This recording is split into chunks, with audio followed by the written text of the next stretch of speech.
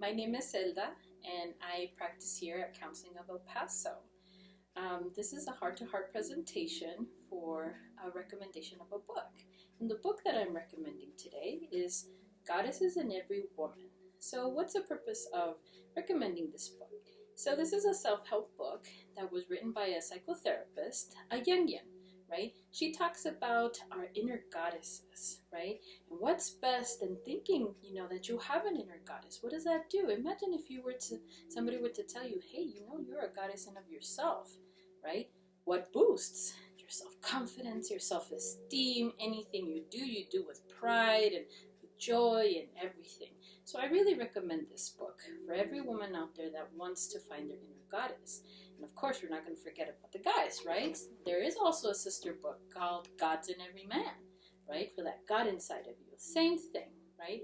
We all want to be able to have that confidence within ourselves and find that God and just be able to bloom like the gods we are. Thank you.